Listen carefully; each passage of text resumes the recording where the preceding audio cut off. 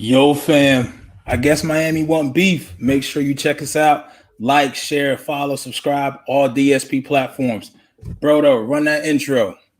That's my baby. That's my baby. We're going at it at 110%. I just want 5 minutes of happiness, please. Just give me 5 minutes. And they scored. They did it. Left, beat left. What the hell was that? Oh yeah. What the fuck are you talking about?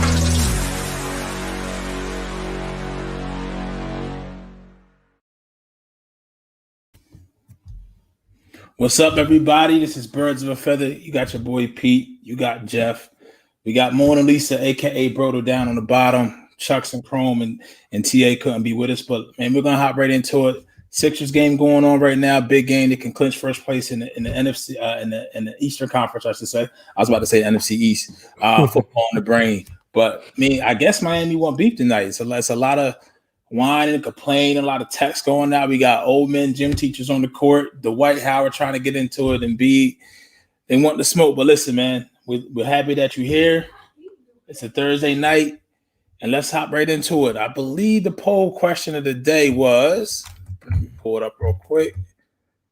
Here, we're right there for you, Pete. The Eagles will finish above 500 in 2021, agree or disagree, which, Jeff, I believe you had a very good point in the text exchange earlier, and that is, well, we can't finish 500 anymore, correct? No, it's over. It's over. By the way, Jeff, I think you're muted, by the way, Jeff. There you are. There you are. No, you're good. You're good. You're good. But so that's the poll question, fam. Do you believe the Eagles will finish, quote unquote, above 500? Do you think they'll finish with a winning record or a losing record? The poll question, by the way, and the show every single week is brought to you by Specialized Physical Therapy. Our Dr. Paul Vidal. Make him yours at Specialized Physical Therapy, as well as Body Check Wellness, promo code use it, A2D, for 20% off your order. And then whenever the guys from Body Check Wellness are on with the Hockey Happy Hour, you can get 40% off your order. By the way, the Hockey Happy Hour will be going live, talking hockey, not only just I guess we could say the disappointing Flyers now. We pretty much say that the entire year, but They're going to be talking all around the hockey world later on, so make sure you stay tuned for that. But bodycheckwellness.com, like I said, A2D, use the promo code for 20% off your order. And last but not least, you've obviously got the Counseling Center and Sunrise Detox. If you need help or if you know anyone who needs help, please call 856-651-8117. Thank you for that, Brodo. Thank you for the reads, man. I appreciate it. Proud. So Jeff, you did have something very intuitive in the chat when it came to the poll question tonight. You were our inspiration. So go ahead and share it with the people.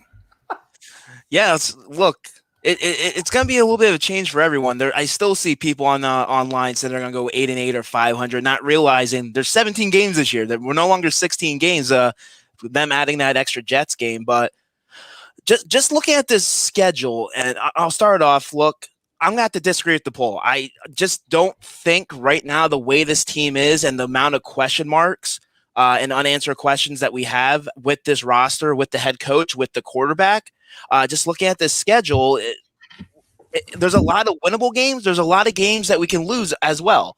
Of course, we have the Chiefs. We go against Patrick Mahomes. We have the Tampa Bay Buccaneers on a short week. Those are going to be very difficult games. And I understand everyone wants to throw out there the whole stat that we technically have the easiest record this upcoming season based off last year's win-loss record. But the NFL changes from week to week, year to year. A lot of those teams that we thought were going to be bad last year could be good this year. And look, we were a part of the NFC least, so we know what our division was last season. But look, Dak Prescott, we don't know what type of quarterback he's going to be. The Dallas Cowboys could be a great football team. Those are going to be two difficult games right there.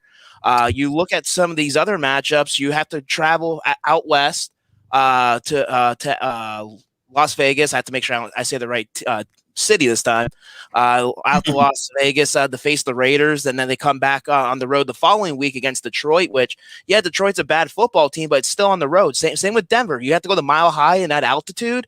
So the one positive thing from this schedule, in my opinion, is definitely the last stretch of the season. Look, I know some people are complaining that we have such a late bye week because typically for a team or for a team, you always look for when their bye week is, and usually somewhere in the middle of the season.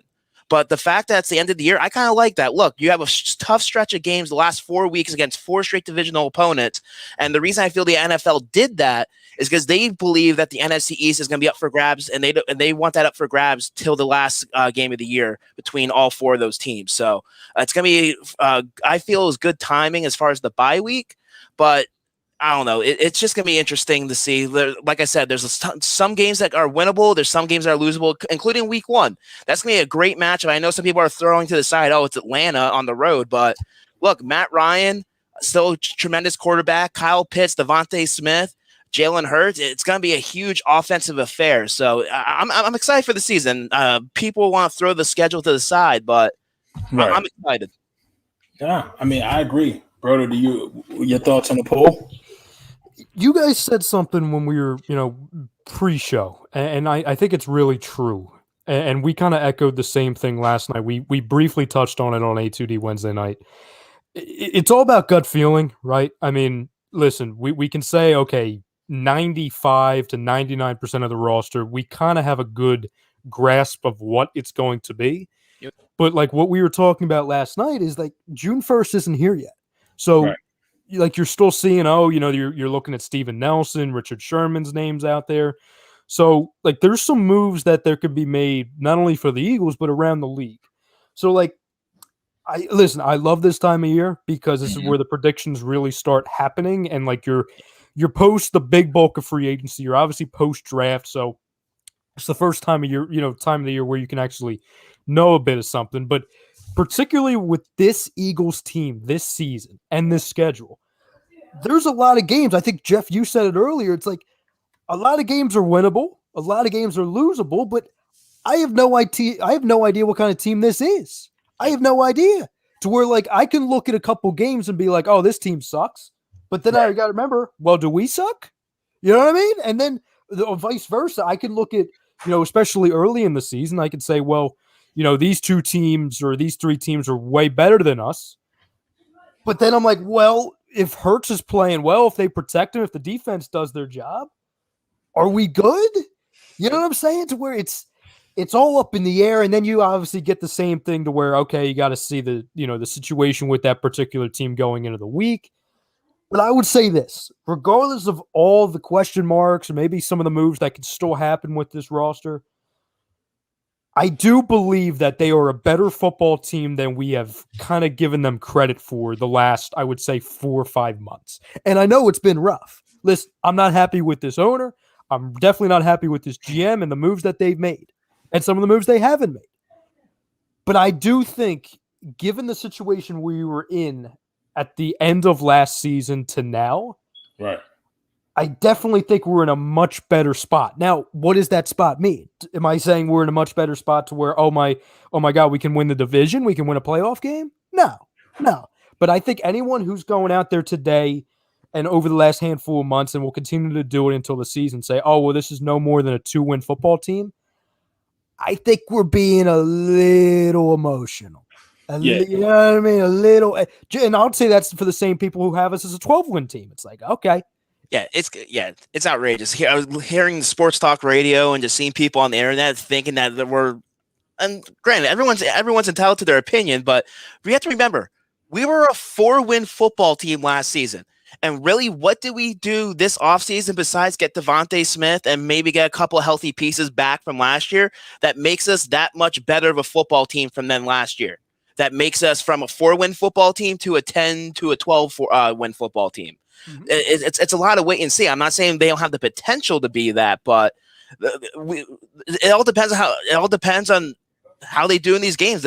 Ultimately, any given Sunday, and you are what your record is, and you have to go out there and play these games. But just looking at the schedule, we can be 5-2 after 7 weeks. We can be 0-7 after 7 weeks. We won't know until they play these games, and it's gonna be interesting to see because with the shortened preseason, they only have 2 preseason games now. on how they're going to get these guys ready for the start of the season. Are we going to see a lot of sloppy play that we expected from like last year because of COVID, of no training camps and mini camps and all that type of stuff? So we have to remember, we're a young football team, an inexperienced quarterback, a new head coach. I'm not saying we can't build for the future, but as far as next season, it's a toss-up right now. I mean, very well said for both of you. I appreciate it. Even seeing some kind of legitimate thoughts and trends in the chat as well. I've said it before, with Jalen Hurts is the biggest caveat to the Eagles' success this season. But with that being said as well, if you factor in the shortened preseason, new head coaching staff, don't know really what you're kind of going to get on offense. And if you look at what they've done this offseason as a whole, they probably built a more explosive offense in this offseason than Carson Wentz ever had. Yep. I mean, now, especially with the addition of Kerryon Johnson, which we'll get into later, got Miles coming out of the backfield, Devontae Smith, Jalen Reagor, Quez Watkins, Hightower. This is somewhat more explosive. You got guys that could take it to the house, Dallas Goedert. And let's not forget, old man Ertz is still on the team for whatever reason. I know we talked about the June 1st potential cuts and everything like that, but Ertz is still here. So as long as he's still here, we might as well have him contribute, So I'm looking at the schedule kind of right now, and I think it can kind of get off to a hot start, maybe 3-1. I can't go right now that they can definitely finish above 500. So I'm going to have to disagree to the poll, but that's a disagree with the hopes that I can easily somewhat see a way that they can finish above 500. When I say that, I don't want people to think, well, Pete's saying they're going to go 10-7, 11-6. No, I'm probably talking like 9-8. Like I think anywhere between, 9-8, 10-7, maybe at best, but it all hinges on Hurts. I don't know if they had the money to sign Steven Nelson right now. They're only $5 million under the cap, and they still have to sign their UDFAs. Steven Nelson is holding out for some reason.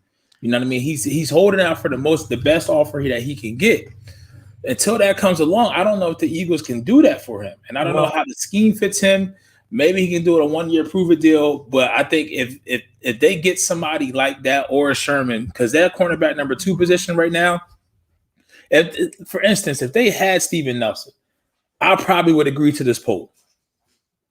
I probably would agree to this poll if they had Steven Nelson or Richard Sherman. If they had somebody that you can somewhat believe in as your starting outside corner number 2, I could see them going. I can see them going above 500, just because not so much the first half of their schedule, but that back half of their schedule. And we'll get into kind of game by game the cliche thing to do right now. I could see them going. I could see them going above 500, but it really, like we said before, we can keep beating it in. It's really on Jalen. It's on Jalen, because they may be in some shootouts, because they're going to have to be. This offense is going to have to score points if they go into the season with Avonte Maddox as their number 2 corner on the outside. Well, you know what's crazy too? It's not even, and it could be Maddox. I'm just going by depth chart and what I'm hearing, but from my understanding, if the season started today, I think the starting second cornerback on the outside, because I think they still have Maddox as a slot guy. Okay. Is it Craig James? Is that his name? Yeah, it could be Craig James, who I also think he was in Minnesota as well, briefly. So you're talking about a first-time DC and Jonathan Gannon, who came from Minnesota, and obviously he was transitioned to Indy. But he's going to try to go with what he's comfortable with. And if he's comfortable with somebody that knows where to be on these calls, he may be more inclined to go with a Craig James, I should say. Yeah, I'm looking here right now. They have the starting free safety right now being Marcus Epps. Yep. God, Jesus. That will change. It has to. I'll say that's the thing. A lot of these depth charts right now are just skeptical, or just based off veterans last year compared to experience and all that type of stuff. The Eagles most teams don't officially list their official depth chart till I think right before training camp or right at training camp. And plus, that's going to be Rodney. You know what I'm saying? Like, I know he's talking about how, because they have Anthony Harris as the other one. Yeah. Well, the discussion is, or the worry is McLeod going to be able to start the season, at least healthy? So I know there's been talk that he might be on the PUP list to start, or they might just keep him as on the roster but inactive for the first couple of games till he's ready. So there is a chance that Marcus Epps is your starter, him or Kayvon Wallace, or maybe the new rookie Jacoby Stevens gets a shot. So it will be interesting to see. But yeah, it's just another hole on the defense side of the football. I know Pete brought up that the Eagles have brought more explosiveness to the offense, especially getting Devontae Smith, but we still have to worry about this defense. We still have we have no linebackers. We have no one to play opposite of Darius Slay, like you guys brought up. The decline and the uncertainty of Rodney McLeod's health and the inexperience behind them, the depth that they have. Look, we're going up against some tremendous passing offenses, especially the first couple of weeks. You have Atlanta. You have the Chiefs, you have the Brady and the Buccaneers. So, and within the first 4-6 weeks, so it's, and then the Cowboys, of course, your division rival, week 3 on the road on Monday Night Football. So we're gonna have to stop these passing attacks, and it's gonna be difficult with maybe someone will surprise us, but I don't have a lot of hope or high expectations in that squad to get the job done. Maybe opposite of Darius Slay. Yeah. And to speak to Dean Jones' question that came in on the YouTube, and we thank you for that. Make sure, fam out there, if this is your first time, like, subscribe, turn that bell on, ring a ding, ding, ding a ling ling, whatever you want to call it, because you'll get alerted every time the A2D goes live. But I think that this team, with this right here, if the O-line, because I'll be the first one to say, if Landon Dickerson is healthy, he may be winning the starting job. Thank you. If he's healthy, he may be winning a starting job. Not for center. He's going to get one of the guard spots. Yeah, one of the guard spots. But if that happens, that means you're taking somebody that you projected to be a starter, and you're adding depth to your offensive line. And what's one of the biggest things that happened to this team in the last couple of years has been injury. So you need as much depth on the O-line as you can get. I think we're going to be running the rock a lot this year. A lot. Yeah, and Pete, I gotta thank you for saying that, because I've argued with so many friggin' people. And listen, I have my gripes with the Dickerson draft pick. I do. 99.999% of that being injuries, but I do understand the concern with it. But the thing I'm never going to be able to wrap my arms around is when people say we took a center in the second round, an injury-prone center. Sure, he can play center. I would say the betting odds for the long-term period of his career is that he's probably going to play center. But just to say this is a guy who can only play center in one position, that's just incorrect. The reason why I believe that, they took him that high and they considered him that high, and there was even rumors that if they needed to, they were going to move back up in the first round to try and get him. It's because they don't view him as just a center. They view him as a guy who can play 3 different positions, but also could be an emergency situation type of guy on the outside as well. Yep. So for all the Brandon Brooks trade rumors, well, if he's traded, you know who's probably going to go in for him? It's probably going to be Landon Dickerson. Yep. And to your point, Pete, I could honestly see if he's healthy, and this is no disrespect to the guy I'm going to name, just based off of talent, he's beating out Ciamalo. Yep. He just is. Yep. I mean, that's going to be a big side of the left. That's going to be a big some bitches on the left side of the line. If you got a lot of wins at starting job, I think he's like 6'4", 6'5", and then you got Dickerson at 6'6". I mean, I hear you, Scoo-Doo, but I mean, he's closer than what these kids bounce back from ACLs better. It's not so much if he can get healthy, it's can he stay healthy? Yep. That's the biggest thing. I mean, we've seen Brandon Brooks already ahead of schedule with his second Achilles tear, and he's older. Yep. These athletes bounce back quicker from these ACLs and shit. And really, the ACLs don't really concern me as much as the ankles do. No. And the ankles, trust me, it's coming from somebody. I have a bad left ankle, and that shit ain't, every once in a while, it just flare up, bro. It just, for no reason, it could just flare up. And I think he had tightrope surgery on his ankles, which I don't even know what that is, but it don't sound like something that's routine. You know, that is a 6'6", something. He ain't walking no tightrope. I can tell you that shit. Matt, everyone's concerned if he's going to be healthy and ready for the season. Look, he looked healthy in that video of him walking into rookie mini camps with those 400-pound bags, carrying those with ease. So I'm pretty sure that ACL's will recover quite a bit, or he'll be ready by the start of the season. No doubt about that. Yeah. And to your point, I know somebody was asking earlier about the offensive line. Dean Jones was. I was saying this before the draft. I'm cool. I'm cool with I really like the depth of this offensive line. You were going into this season, and listen, I see what the Eagles are doing. We were headed into this season saying, all right, we're cool at offensive line, if healthy, obviously, because you still have Lane, still have Brooks, you got Kelsey, Ciamalo, and then you got whoever doesn't want to cry in the locker room between Dillard and Mailata. You know what I'm saying? It's like, okay, if Dillard's not crying, it's probably going to be him. And if he is crying or if he doesn't want to show up, then it's going to be Mailata. So that's a good situation to have, especially considered where we were with the offensive line last year. But then I understand you were looking, okay, future-wise. Oh, all right, well, Lane, he's locked up for a while just because they keep restructuring him. So he's not going anywhere, but he's going to miss, 4 to 8 games a year at the minimum? Yeah. Brandon Brooks, I mean, he's not staying healthy. And you don't even know if he's on the team long-term because of all the trade rumors. Yep. Kelsey, he's going after the year. Ciamalo, okay, but is he your future center? And I would say he's the weakest link out of the 4 I just named. Yeah. And then definitely. And then you have the left tackle situation, which again, I hope it's Dillard. I'm not saying I'm like Ralph, where I'm like a Dillard stan, but that's a first-round pick. You know what I mean? And that's no disrespect to Mailata. That you traded up for. Yeah, like I don't get that, honestly. Like I don't understand it should be Mailata. I hope it's not Dillard. Like I get it, and I always make fun of the crying in the locker room thing, like I do with Arthega-Whiteside with the umbrella. Right. But everyone that's rooting against Dillard, it doesn't make sense to me. That's a first-round pick. If the best case scenario for this team is if Mailata turns into Vaitai 2.0. Yeah. Where he's a Swiss Army knife and he plays a bunch of positions. Could be a swing tackle. Yeah, that's great. I mean, we won a friggin' Super Bowl with that guy. Yep. And I honestly think looking forward, I really like Jack Driscoll. I love Driscoll. I think he can flat out play. Shuffle too. And then Herbig, I like him. I think Matt Pryor sucks. Yeah. But with the addition of Landon Dickerson, Matt Pryor can go. I mean, he can take a walk. You know what I'm saying? I don't need him. Sua Opita, take a walk. Those are guys that we were relying on last year. Yeah.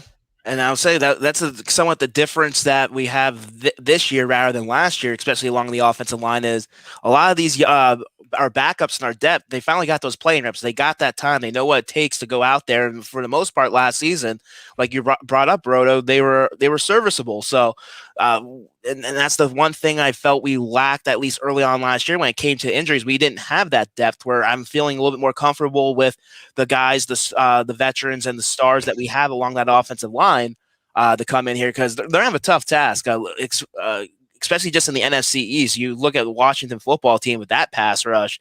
You have Chase Young and those guys. So they're gonna have their work cut out for them. So it's positive to see that everyone's getting healthy hopefully at the right time and coming back, and they can build upon that, because the offensive line, that was the one main issue, is they didn't have the continuity, because you kept on having how many different starting lineups do we have last year? 13, I believe. 13. Yeah, exactly. You're not going to have success along the offensive line because you're not going to be able to get into that rhythm. You're not going to be able to have that chemistry. They're not going to work all as one. So hopefully this season they can stay healthy and get that unit back to one of the top in the league that we expect them to be. Right. And I think with the offense as a whole, you look at you want to call Ertz. Obviously, he's definitely not your traditional drop back passer. I mean, I think that whole drop back passer, 5-7 step drop passer, that's going by the wayside. Even if you look at the Josh Allens and you look at more versatile quarterbacks now, I think they really outnumber outside. I mean, you can't even really consider Rodgers a drop back passer. You know what I mean? I think you really have Brady, maybe Stafford, Jared Goff. That's really kind of it. Everybody else is, you can kind of do a little bit of everything. You could do some RPOs, things of that nature.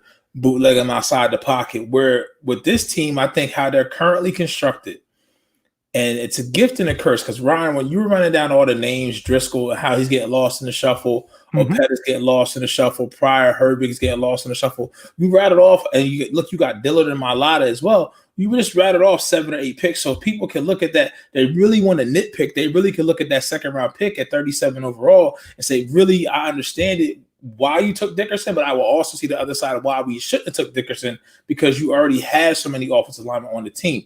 But the beauty in that is that I think that they were looking at short-term and long-term. If they can catch lightning in a bottle now, they know the right tackle in the center position is going to be a right guard and center position is going to be a problem coming up in the near future, where maybe one or if both people that you have starting this year will not be back with the team next year. So I understand from that standpoint, but it also helps you in the short term as well because this team is built to run the ball on the offensive side.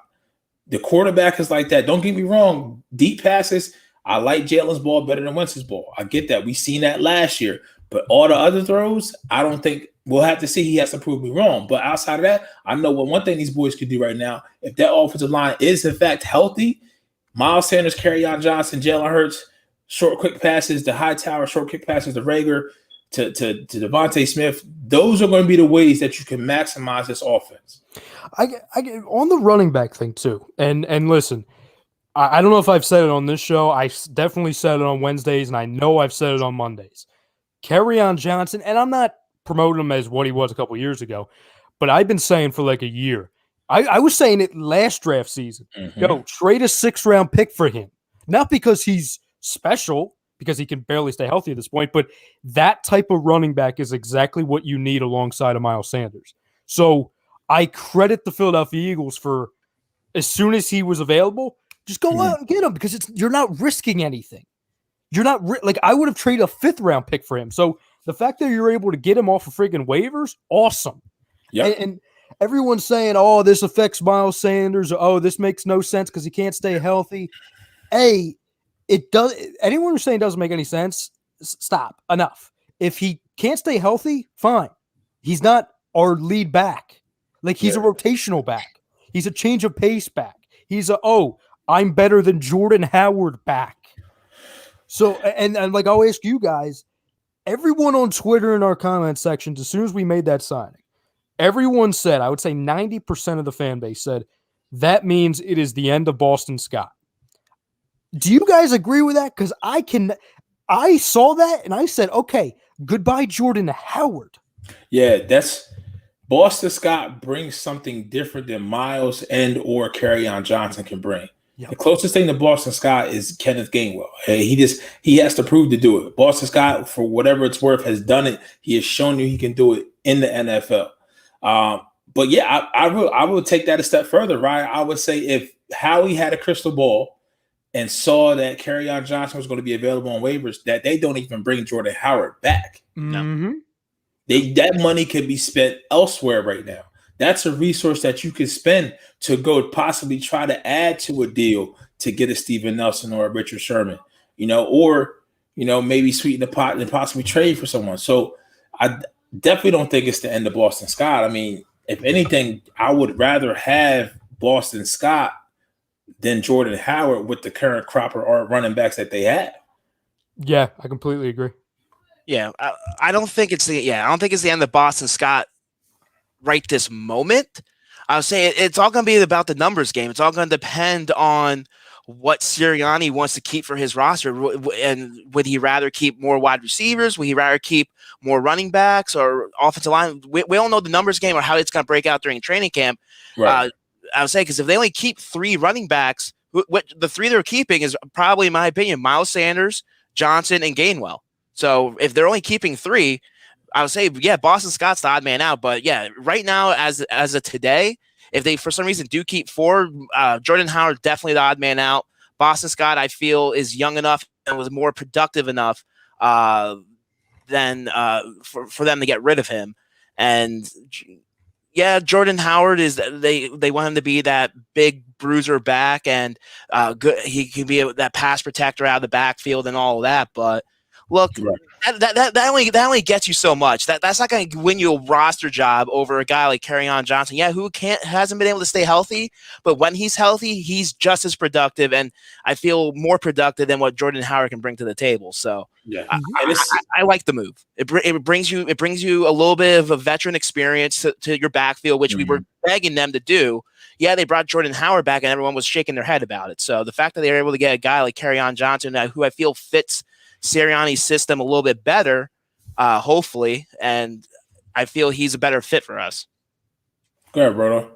Yeah, I would just say the only reason why I believe Boston Scott has a very legitimate shot to still be on this roster at season's beginning, it's not because he's. I mean, listen, I love him against the New York Giants. That's awesome. You know what I'm saying? He always breaks out. Yeah, but I would say he gives us something that none of the other three. I mean, maybe Gainwell. I'm not sure, and I know it's a lot to ask of a rookie to do a lot of different things.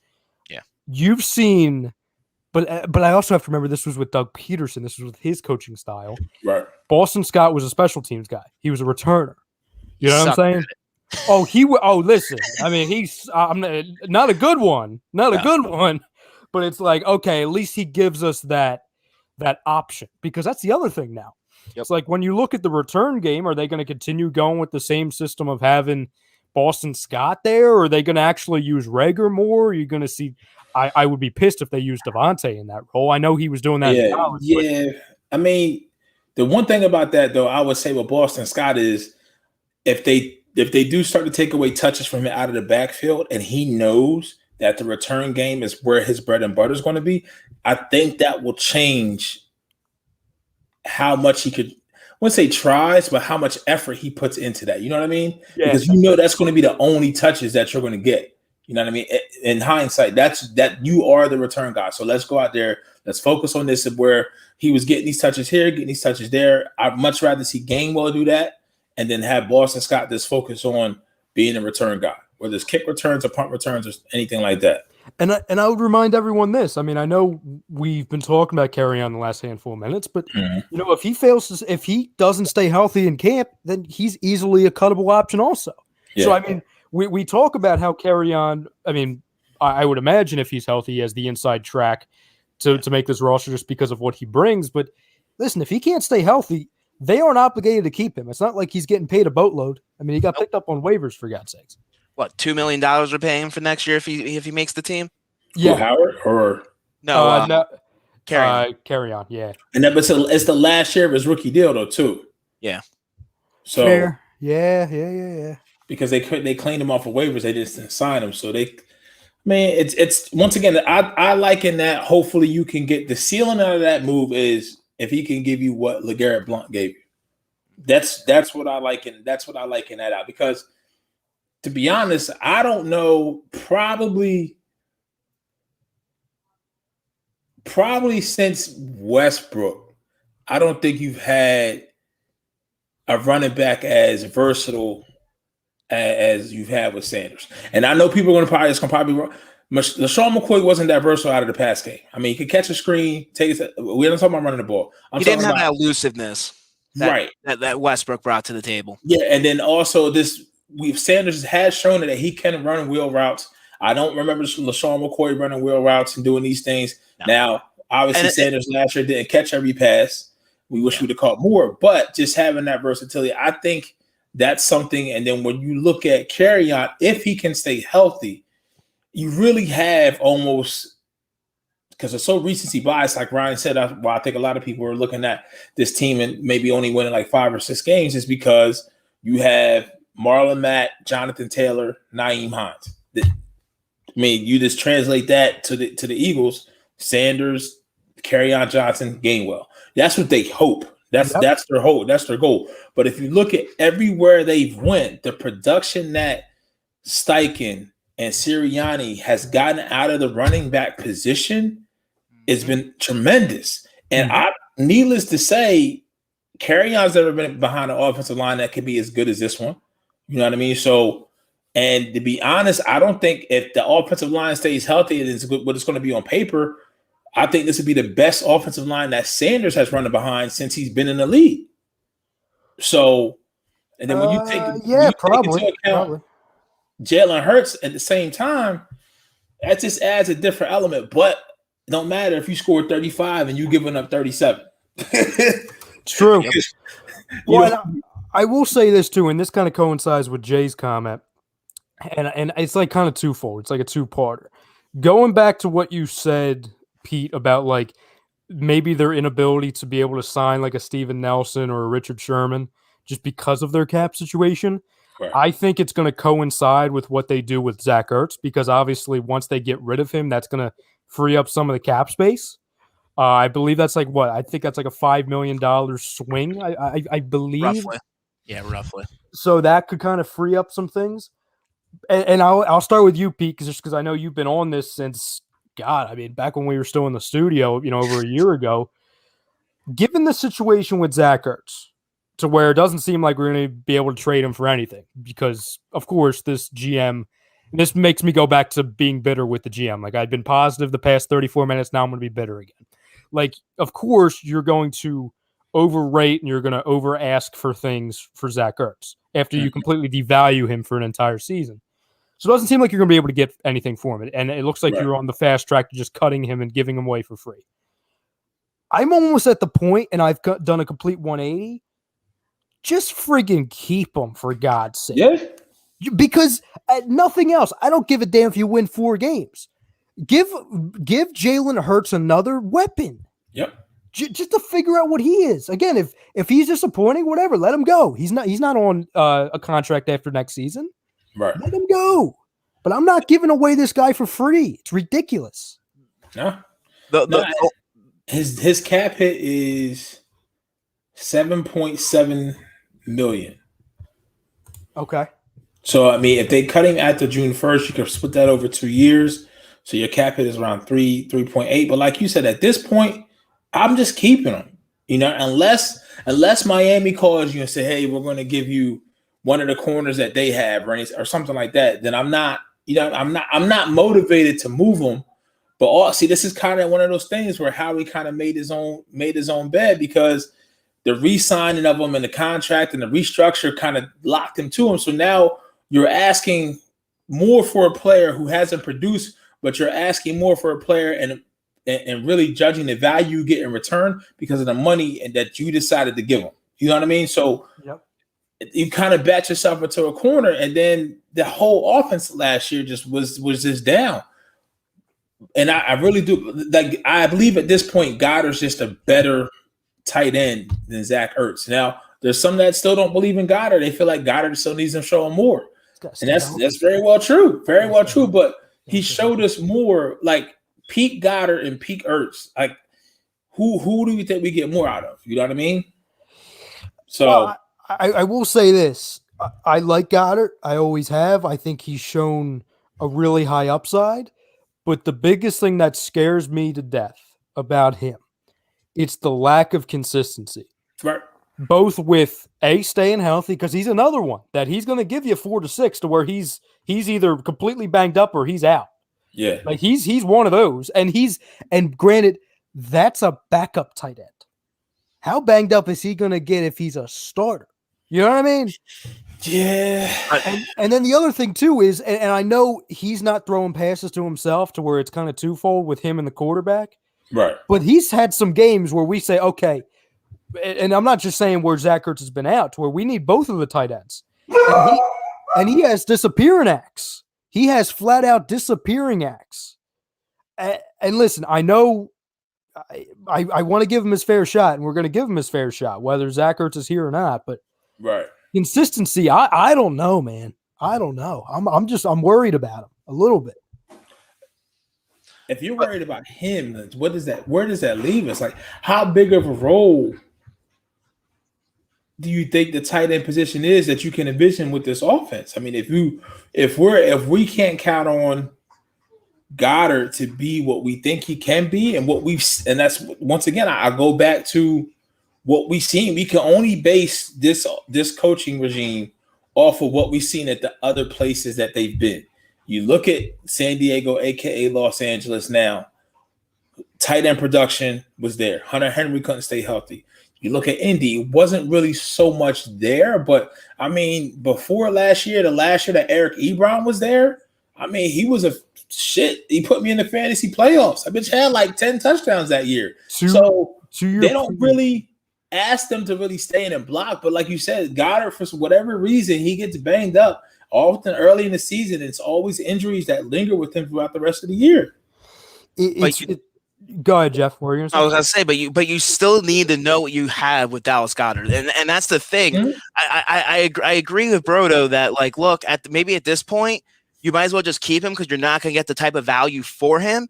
And as far as the post-June cuts, I think you're only able to assign 2 spots to divvy it up over 2 years. So I think those 2 spots are possibly might already be taken with Alshon and Malik Jackson. So even if they do cut him, they'll still probably be on the dead cap hit for most of it for this season anyway. But depending on who, they could probably work magic or work something around with the other 2, whatever. But you still need to know what you have at the tight end position. And I feel Howie and the Eagles right now, if you're not in their long-term plans, they're ready to move on from you for the most part. And if they bring back Zach Ertz, he needs to know what his role is, because we need to know what we have with Dallas Goedert as a starting tight end, because he's still on his rookie deal, but I think he has 1 or 2 more years left. Mm-hmm. So you're eventually going to be giving him an extension sometime soon. You need to know what you have with him.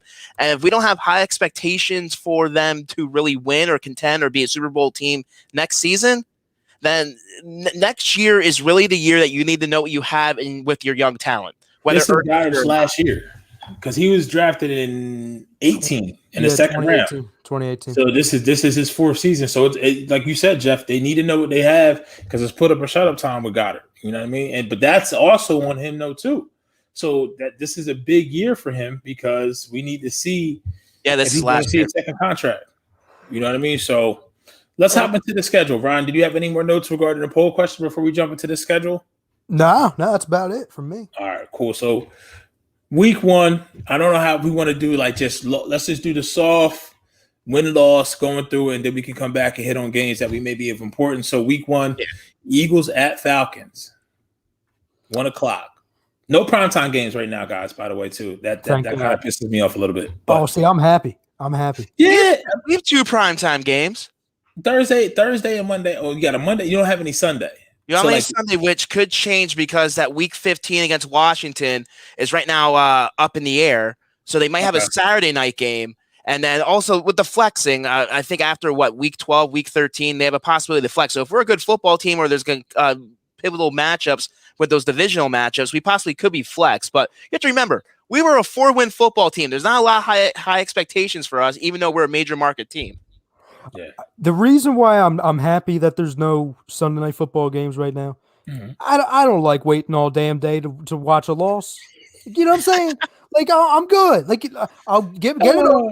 Do a 1:00 game. Hell, go over and fly to London so it's a 9:00 in the morning game, and then let me get on with my day.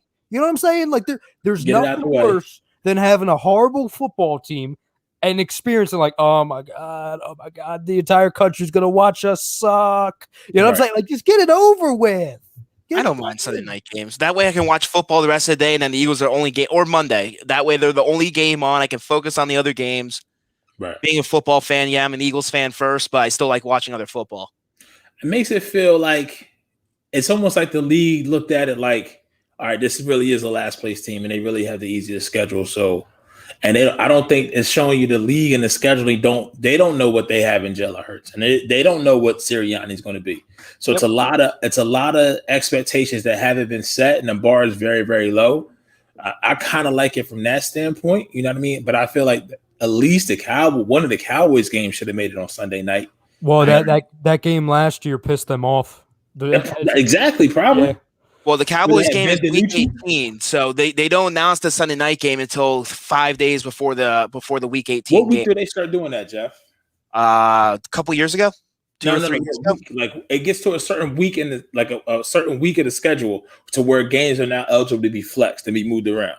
Oh yeah, flexing starts I think after week 12. So I think week 13 is usually the first week, which I don't know if this year it's still the same because of the extra game. But yeah, they started flexing that was years ago, like 5, 6, 7 years ago or so. But the week 18 game, the last week of the season, they don't announce until after all Week 17 games or the second last week is played. That way they can make the announcement that Monday, the night after, on which game is going to be the Sunday night game. So people don't bench or any of that stuff on the last week. Okay. Jay asks, before we jump into the schedule, he says, if Ertz is the franchise QB, I'm assuming, would you guys trade one of the first next year for more draft capital for 2023? No, because 2022's draft is supposed to be really good. I need as many. You need to figure out what you have. We just had, I think Omar just posted a comment before this that Ryan had put up saying that this year you need to figure out what you have and then figure out the players the missing players that you need. And I think that's because you could reload. Plus, you're going to have cap. You're going to have a lot of cap space next year in the offseason, so you can be players and you have a lot of picks. So going best play if everything goes to plan and Ertz is the guy and all these picks, say the first 2 picks are hits and the other guys aren't disasters, you're going best player available. I know everyone's talking about what Stingley, yeah, Derek Stingley, cornerback. Yeah, like I'll take him in 2 seconds. You know what I'm saying? Like if he's there, but with those picks, whether we have 2 or 3 or however many picks we'll have, you're going best player available, and then you're going back, and then you're saying, okay, I'm using this amount of money for this amount of money for that. It's kind of, I'm looking at this best case scenario is exactly what we had in 2016. It's a bridge year. You find out who can play, who sucks, and then you take that next jump the year after. Yep. But to your question, Pete, as far as the schedule, they're absolutely losing week 1. Okay. So Jeff, Eagles, Falcons, week 1, win or loss? I'm going to go loss. Atlanta's a tough place to play. Matt Ryan's still a veteran quarterback, and all that arsenal at his disposal with Kyle Pitts now. That's going to be a tough matchup. I'm just telling you right loss too, because you know Julio's at least going to play that game. Well, if he's still a Falcon. Listen, he's going to be a Green Bay Packer. I'm telling you. But they still have Calvin Ridley. They still have Kyle Pitts. So they're still going to have a lot of firepower, whether Julio's there or not. Yeah. I will say this. And granted, they're going to have to be a winning football team for him to be in legitimate discussion. But I'll just say playing-wise, Matt Ryan will be an MVP candidate. It's going to be Arthur Smith not to be with that offense. You know? Well, and Arthur Smith, who completely he saved Ryan Tannehill's career. Yep.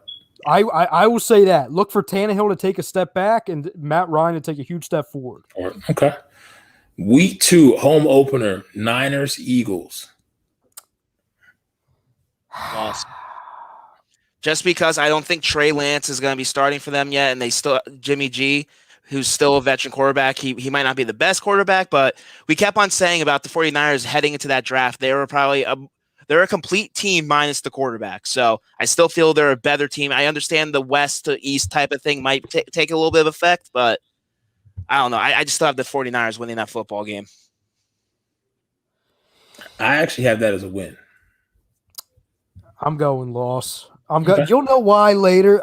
I got to go losses early because I got to even it out because I get reckless in the second part. I get real reckless. Okay. I'm there with you.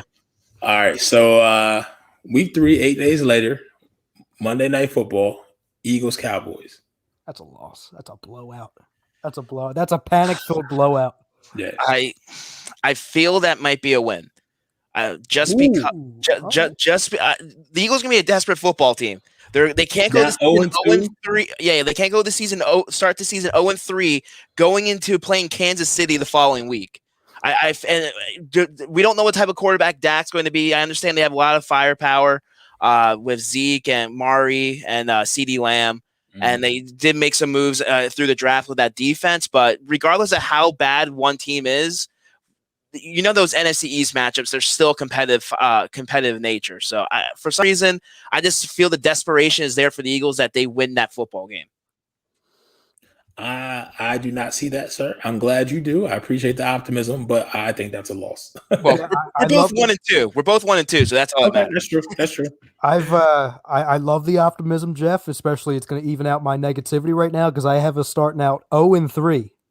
You're going to have them 0-4 too, because Kansas not beating Kansas City. Oh, yeah. Chiefs back-to-back blowouts, please. Back-to-back blowouts. Okay. So I think we all have that as a loss. So here gets tricky. October 10th. So this is week 5. Eagles on the road at the Panthers. so tough because I think the Panthers. Listen, I'm not saying the Panthers are going to win that division, but I think the Panthers could be a really fun football team. Yeah, it would be better, but I still don't have faith in Sam Darnold if he wins that job. So he better win that job. Oh yeah, but the head coach said that it's not guaranteed. But yeah, I'm gonna have that as a win. I'm gonna have them as I feel. I don't know. I'm just gonna have a toss up. Like I said, the first 5 out of 7 games. They can win or they can lose. They're pretty much almost a toss-up, minus the Kansas City game and I feel the Tampa Bay game to start the season the first 6 weeks. Okay. I have us winning, so I have us off to a very strong 1-4 start. So they drafted Terrace Marshall Jr. They got CMC coming back. Robbie Anderson. You know who else they drafted, right? And DJ Moore, right? Yeah. Yeah. Well, you know who else they drafted? Who? Running back. Chuba. Oh, Chuba Hubbard. Yep. And they drafted J.C. Horn. And then they've got all those defensive players from last year. Jeremy Chin. That's going to be a tough one, man. I'm telling you, Carolina low-key is a tough place to play. If Darnold is what he was supposed to be, that's a good team. That's a sneaky wild card team. Yeah. Yep. The NFC, I literally could see the Saints finishing worse in the division this year in the NFC South. I could, even though I could see Jameis Winston with now with the Saints system. If he gets I think he's going to be comeback player of the year. You watch. Okay. You watch. I'm not betting the house on that because that's Winston, but I could see it. All right, so I got to settle on a loss there. So I have a 1-4. I think we all have on 1-4 through the first 5 weeks. I have 2 and 3. Oh, okay. Jeff is bold. 2 and 3.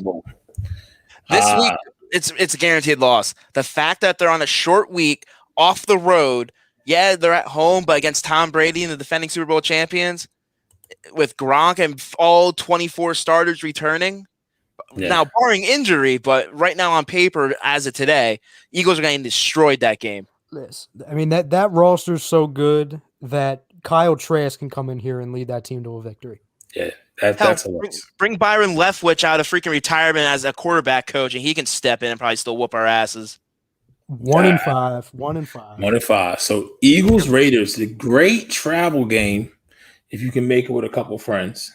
Dude, those tickets are insane right now. It's crazy. It's like I think like $800 for like upper level per seat right now for some of those spots. For Raiders games? Yeah, for the Eagles Raiders. Pretty much almost any road team that's going to LA or Las Vegas this year, those tickets are going to be through the roof because there's going to be barely any Raiders fans in that stadium this season. I mean, you go there to have fun. And you can catch a football game at the same time. Look at Raymond. Raymond, touche, Raymond. He says comeback player of the year will be Carson Wentz. Touche, really a comeback player? Yeah, I guess you can. I think didn't Tannehill win it a couple years ago? Yeah, but wasn't Tannehill got hurt? Remember, or did he came off an injury? Yeah, I guess I'm used to saying Carson Wentz is coming off an injury. I mean, sorry, source of habit. Sorry. Carson could be in the talk for MVP. You know what I mean? You never know. Player of the year. Spite us. They would give that to him just to spite us. They'd make the Carson Wentz award, the Free from Philly award. You made it. You made it, my child. You made it. So where do we land at? Win or loss in Vegas? Oh, we're winning that game. I think that's a win. Yeah. The fact that they drafted a mid-second round pick as their first round pick offensive lineman, the Raiders have no freaking chance or a clue how to run a freaking organization. We're winning that football game. You're not a Leatherwood fan, Jeff? No, not that early. No. If they would have flipped those 2 picks, if they would have gone fine and then Leatherwood, then I'm cool. Then okay, I get it. Now, chances are though, if they probably did flip those picks, the Eagles probably would have drafted Leatherwood at 37. Thank you. Yep. Yeah, I'm being dead honest. So am I. That's like a crystal ball. Like, I might bet the house on that. Okay, I can see Howie in there now. Oh, Leatherwood's available. Leatherwood. Lurie's look like Leatherwood. That's a good last name. I'll just throw a caveat into it, by the way. I know we don't have Nate Kerryon on the field anymore. Thank God. Right. Thank you. Thank goodness. But, like, I say win against the Raiders. I'm going to need Darren Waller to take the week off, please. Yeah. I don't want to see what – I mean, he's going to tear us up. I mean, he walks on the field and he gets 3 touchdowns. Yeah. You just got to hope Derek Carr, he's never consistent. He has a good year, a decent year, then it's just like he can't hit the broad side of a barn. You know what I mean? For 16, 17 weeks. So, Eagles, Lions, Halloween on a Sunday this year, looks like. Listen, I mean, if we lose that game, I might become a Sixers fan real quick. You know what I'm saying? Like, we got to win that game. Yeah. They have nothing. They have no wide. They have nothing. I mean, it's Jared freaking Goff. You know what I'm saying? Like Jared Goff, I mean, he's already a scared puppy when he was in Los Angeles. Now he has no weapons. I know he has Penei Sewell. I get it, but come on now. Come on. If we're losing that game, just enough. Jeff, why you're teetering too much, Jeff. You're too quiet. I'm trying to shape out because I have them below 500 this year, but right now I have them at 3 and 4. If I have them winning this game, they're 4 and 4 on the year. So see, Jeff, you played yourself. This is why I started. I still have that as a win. Okay. See, this is why I started off 1 and 5 because I got to even it out now. I got to be careful. So come back, Chargers, Eagles, November 7th, back-to-back wins for me here. Yeah, I'm going win here. I think the Chargers are going to be good, though. I do. Herbert, East Coast, cold. I don't like it. It's not going to be that cold. It's only freaking November. Hey, man. What's cold to them is like 50 or 60 or below. Yeah, we got the light jacket on. You know what I'm saying? We got the seasonal gloves. Little windbreaker action. Yeah. Nothing wrong with windbreaker. Yeah, I'm going win. Okay. So I have Eagles on a 3-game winning streak. Jeff, you haven't seen anything yet. So just wait. You're gonna have them winning like 8 straight, aren't you? Oh, I'm telling you, I'm getting reckless in a minute. Just wait. So Eagles, Broncos in Maha. What week is this? Week 10. I have them losing this game. We suck in Denver. No matter what, we always suck in Denver. No matter who's our coach, who's our quarterback, I have them losing that game. Win. I feel like one of these games hurts. It's going to be like the Arizona game where they just, for whatever reason, they don't account for him, and then he just runs around and goes crazy. I will say this: I think Hurts is a good fantasy QB to have, and if you're in keeper leagues, go get Smith if you can, targets wise, and just ride it out. That's my advice right now. So week 11. Or did you give your prediction, Jeff? Yeah, I said they lose. All right. Week 11, Saints, Eagles. Winston coming to Philly. Win. Yeah, I have a win. Outside of Michael Thomas, they don't have anything else, bro. Like, and Kamara, and I'm not confident in Jameis. Dome team at the end of November with possible snow or cold. They're coming here, right? They're coming here. Yeah, they're coming. They're coming to Philly. They're coming to Philly. Yeah. Win for me. Damn, I'm fucking up. I'm 6 and 5 now. I am because the next 2 games I have them winning. I have them beating the Giants and beating the Jets. So right there is 8 and 5 for me. I have 1, 2. I'm 5 and 6 right now. After week 11. Damn it! I might have to change my my answer to the poll. Week 12, Eagles, Giants in New Jersey. Win. Yeah, that's a win. Yeah, Daniel Jones doesn't stand a freaking chance. By that time, I think Daniel Jones is riding the bench. I don't know what they're doing. They have Barkley. That's it. Yeah. If he's healthy. I have him winning 6 out of the last 8 games. Week 13. That's not happening, Brodo. I'm sorry. We're going to Broad Street. Eagles versus Jets. They can't lose that game. They can't. That's 4-game winning streak. And I'll say it's nice because the last 7 games of the year, the Eagles don't have to get on a plane. It's either a bus or at home. Oh, we don't get on a plane for like a year. It's amazing. Right? Yeah, right after the Denver Broncos game, that's it. Yeah, it's either a bus or a home game. Just imagine this city if this scenario plays out to where we're like on a 4-game winning streak. We go 6 out of 9 wins. We're talking about, oh my God, we're healthy. We're second in the division. We've got 2 first-round picks, maybe 3. Howie Hero. It's like we're back. We're back. It's crazy. All right, so now we have division game. First division game since week 3. Wow. Yeah. So Eagles have 5 of the last 7 games are against division. Right. Washington football team. Hopefully they have a name by then. Against the Eagles. Listen. Loss. I'm gonna give that a win just because off the bye. I'm giving Sirianni the credit or a little bit credit early because typically our head coaches do well off a bye week. So Omar said we're losing grip on reality. Yeah, we are a little bit. Hey, we're not as bad as the people on WIP and Ike Reese having them win 12, 13 games. Right. At least we're somewhat in the realm of possibility of the borderline below above 500 at this moment, besides Brodo having them win 8 in a row. Omar, I know you can't see me right now. If you think I'm 1% serious right now, I'm not. Like, I am being extremely and severely facetious. Yes, you are. I have this as a tough fought loss.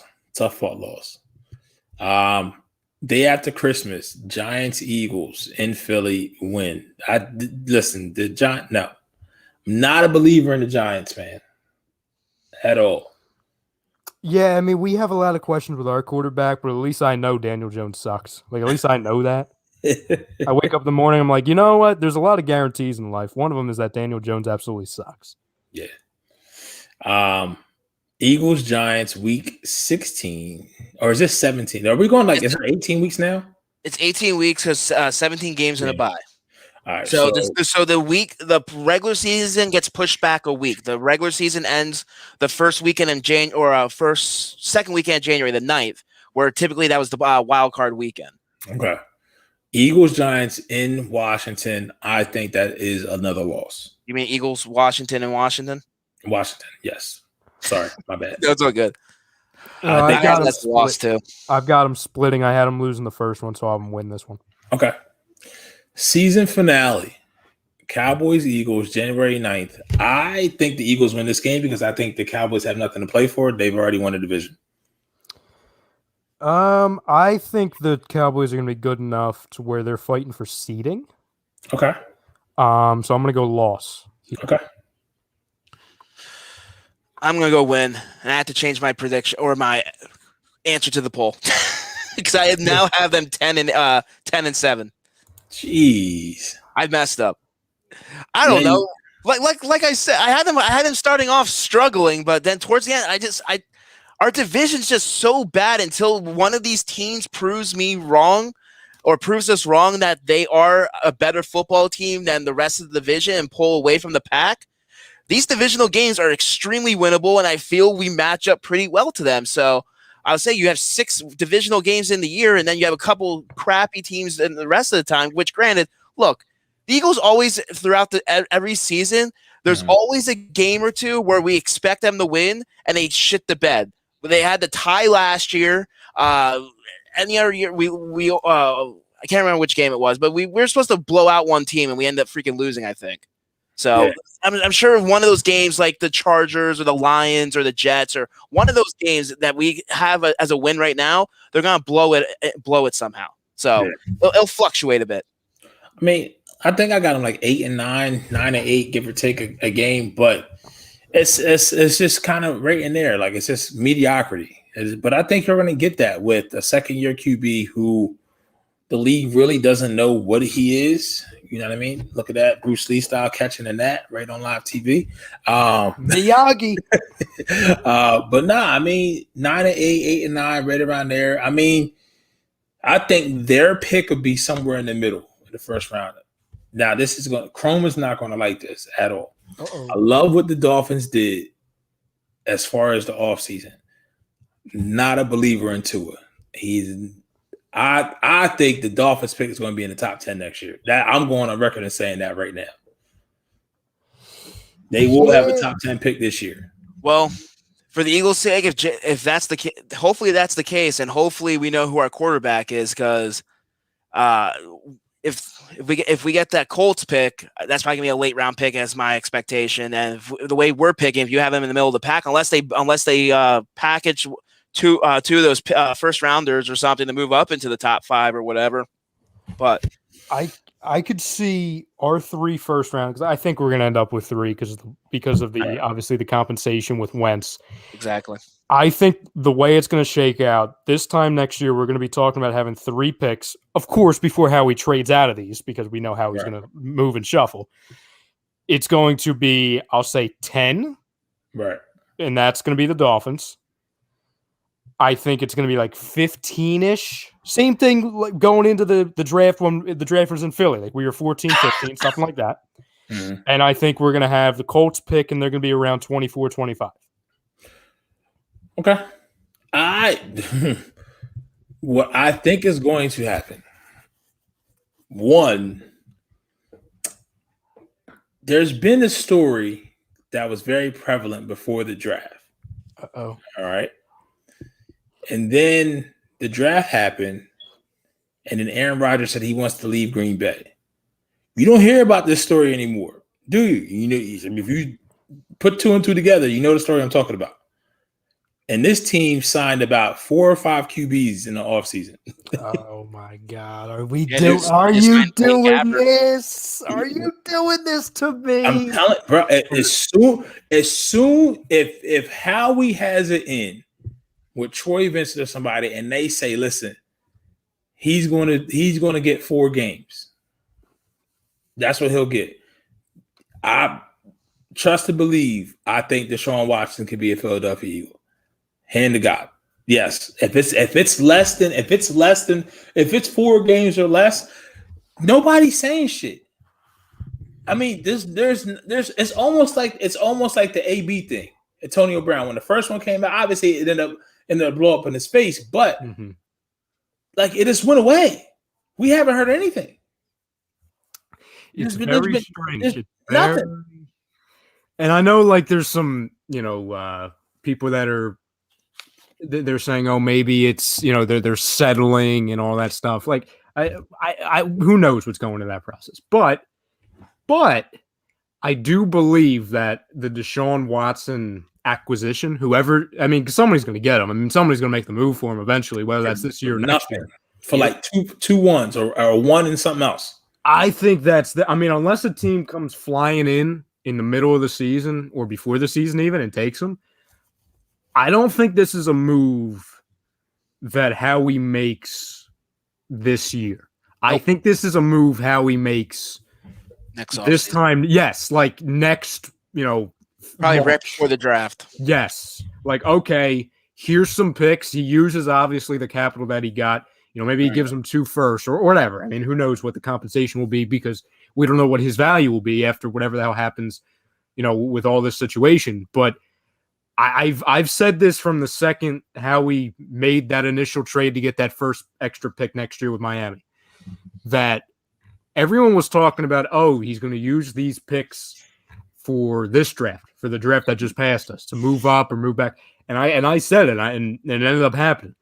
He's not touching next year's assets, because not only do they have a lot of firsts, they have extra picks. They have seconds, thirds, etc. Like, they have a lot of draft capital already. And, if you trade Brandon Brooks, which I still think is out there, I still think that's very possible, because I think that's one of those guys to where, unless there is some true legs to that trade news or those rumors, that's not somebody that's like going to get news-worthy headlines. You know what I'm saying? It's like, if there's Brandon Brooks trade rumors, it's got to be real to me because of his importance.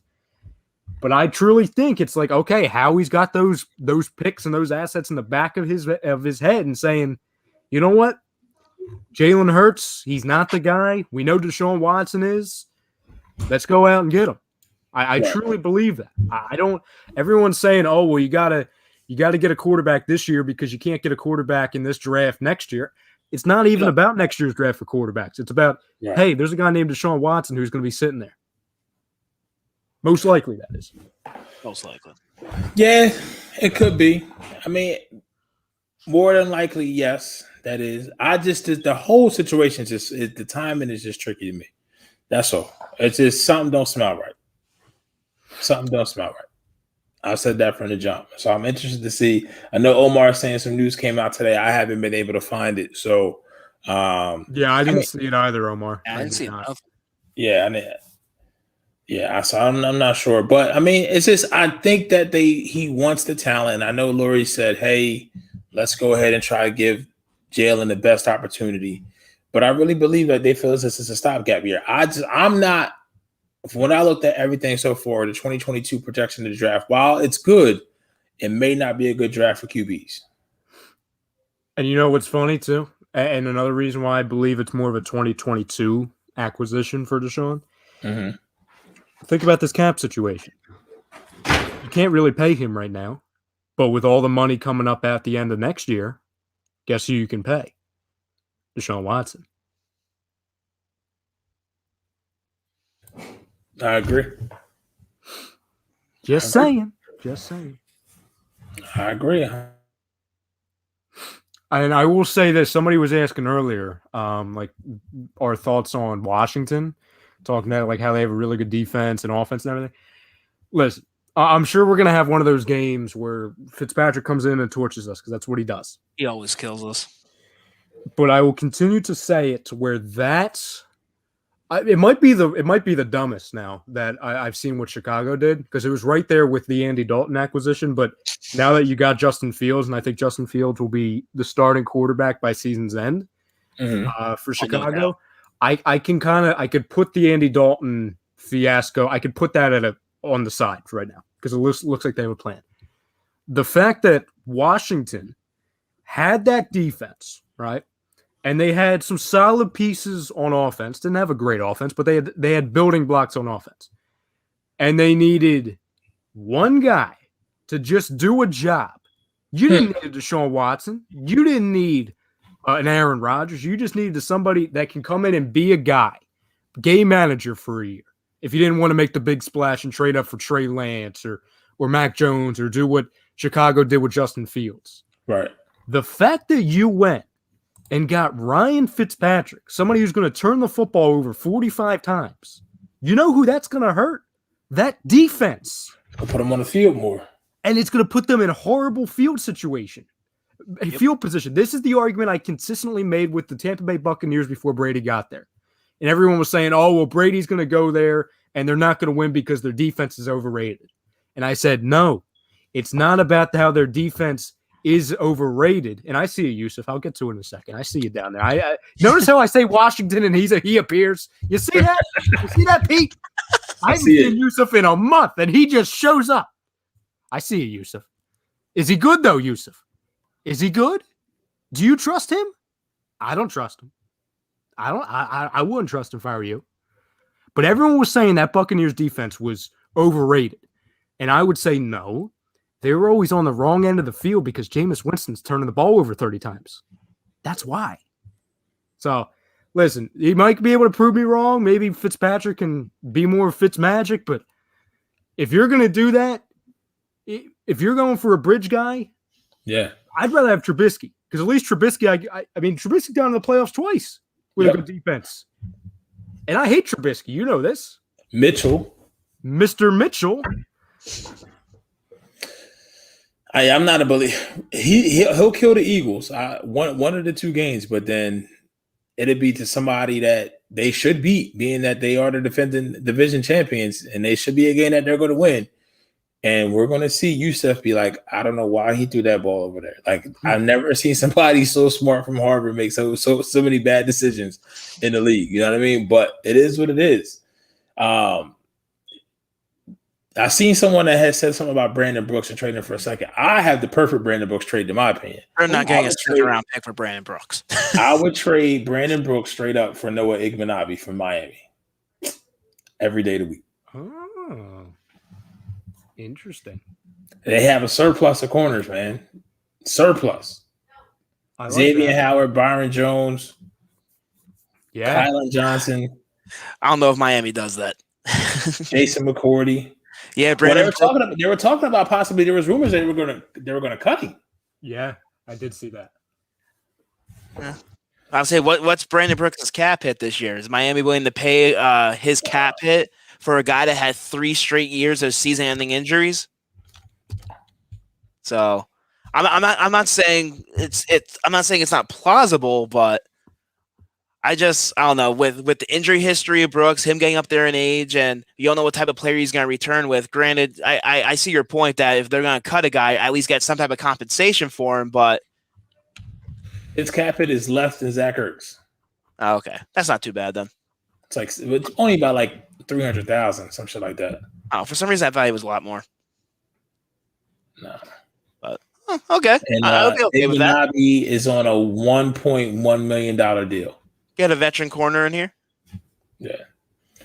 No, Yusef, you're right. It can't get worse than Haskins or Alex Smith, but I mean, that's from the play of not executing. I don't think Fitzpatrick's downfall is not executing. He has a tendency to want to get everyone involved, even though it's from the other team. And that's going to put the strength of your team at a disadvantage. You know what I mean? That's going to put the defense on the field. And you also have to think as well, like, how much of Washington's defense's success last year was talent? Don't get me wrong, they have talent, but also with system. We never really see a defense who comes out of nowhere like that to be one of the top in the league and be able to maintain it. Now, obviously, Seattle was a little bit different, but even Seattle, they only won 1 ring. They should have won 2. Don't get me wrong. They only won 1. You know what I mean? So it's not that easy now when you have so much more tape and guys with tendencies and the players. Like, to me, I think like you said, Ryan, I haven't seen Yusef in a month. So Jamin Davis in the first. Why? I have no idea. That's somebody like Ron Rivera who really likes linebackers, who was a linebacker himself. Mm-hmm. I think that was a little bit of a reach. You know what I mean? And I know Washington football fans. So there's literally somebody who lives probably 20 minutes from me where me and him we're super tight. Washington plays Philly. We cannot be anywhere near each other at all. I mean, my man got his garage painted in red and maroon and yellow. So when they change these colors, I'm like, bro, you got to change your whole house. Like, you know what I mean? What you going to do? You know what I mean? So I don't know, man. I don't know. It's hard. Like, it's kind of the same way we feel about the Eagles, where we feel like obviously the Eagles aren't going to come out here and be 11-6 or 12-5, but we don't also think they're going to be 5-12 or 4-13. I think it's going to be kind of somewhere in the middle, where I also think that people are overshooting Washington. Like, this Fitzpatrick deal is put them still at the top, and I don't see that. I feel like Dallas did so much better in the draft, adjusting their needs. Whether or not they were reaches, they really they addressed what they needed to address better than what Washington did. I don't feel it puts them at the top, but it definitely puts them in the conversation and the battle for the division. The fact that they were able to win the division last year with Haskins and with Alex Smith, not saying Ryan Fitzpatrick's Tom Brady or Aaron Rodgers, but he's still a very serviceable quarterback for them, especially since they don't have that many needs, especially on the defense side of the football. And I feel Ron Rivera, I feel he's a very intelligent coach, that he's going to realize what he has with Fitzpatrick. And you have to remember, they still have a solid running game. They have a Gibson, they have McKissick. So I feel they're going to focus more on the run game to take the pressure off of Fitzpatrick and not put the ball too much in his hands. So and rely on that defense. True, but Fitzpatrick likes to throw the ball. He does. I mean, they did draft De'Ami Brown, who was a birder. And then they also picked up Curtis Samuel as well. And I also see Yusef comment that Ron Brodo put up on the board. But let's not forget, this was also the same Ron Rivera. We saw what Carolina did in the Super Bowl, right? And how they trashed teams that year. They got in the Super Bowl, offense shit went out the fucking window. First, and it's this long. Superman shit the bed. Exactly. That's what I'm saying. Like, I forget one of the sides, and Yusef can kind of speak to this more before we get up out of here, because I know we got Hockey Happy Hour coming up in about 5 or 7 minutes.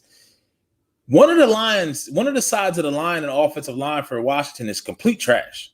Like, I mean, trash. Like, I think it may be the right side. I want to say the right side. Yusef, you can kind of speak to if I'm wrong or not. But I think somebody like that, if you would have gave them Joker out of Notre Dame at that first round pick on that defense, because you really didn't have any other glaring need on the defense. You add another athletic freak.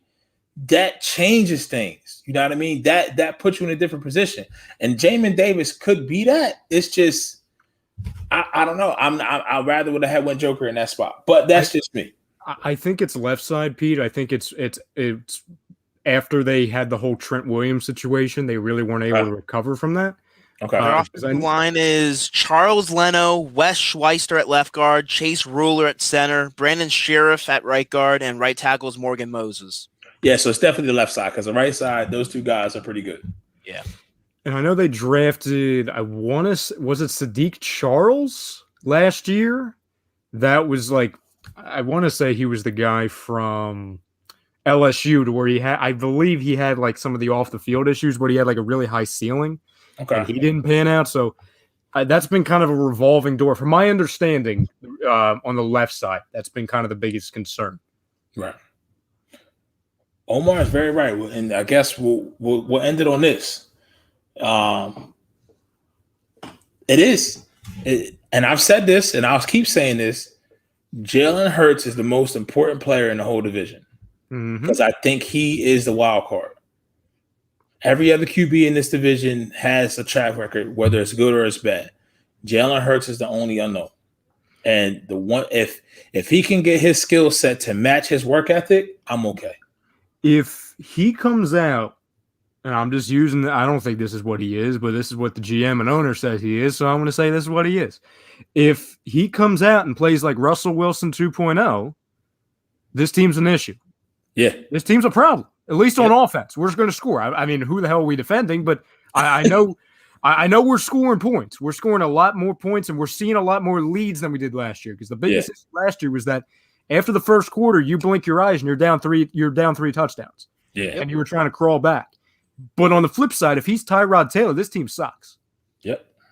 This team lives and dies with Jalen Hurts. Yeah, and some people could say, "Oh, that's typical. That's obvious, guys." But really, it's. I mean, if we thought, okay, Carson Wentz really controlled this, it's Jalen Hurts. Yeah. That's the one. Well, that and also it controls the future of this franchise. The rest of the division right now, besides Washington, because I would say Fitzpatrick's basically a stopgap for them. But Cowboys are probably going with Dak. Most likely, if he pans out, they'll give him a long-term deal. There's the Giants are stuck with Daniel Jones for a couple more seasons. So, right now we're the team that basically we need to figure out what we have at quarterback. And for this season, Jalen Hurts is like Pete said, the wild card, not just for this season, but for the future of this franchise, because the Eagles need to know what they have with their quarterback so they can decide what to do after this season. Yep. Yeah, and last thing I'll say, Mads, we really can't answer that question. We can this time next year. You know what I'm saying? Like, I know it's not technically his rookie year, but we're going to judge it. This 2021 is going to be Jalen Hurts' rookie year. And I know Daniel Jones got off to a hot start, but nah. Like, I have no idea who Jalen Hurts is, but Daniel Jones is the fourth best quarterback in this division. Yeah. Yep. So with that being said, brother, who will be brought to you tonight by before we get up out of here? As always, the show is brought to you by Specialized Physical Therapy. Our doc, Dr. Paul Vidal, you can find him, Specialized Physical Therapy. He's our doc, so make him yours, as well as, and they are the main sponsor for the show that's going to be coming up in about 3.5 minutes, so make sure you stay tuned for that, given the NHL playoff preview and the latest with the Flyers at the Hockey Happy Hour.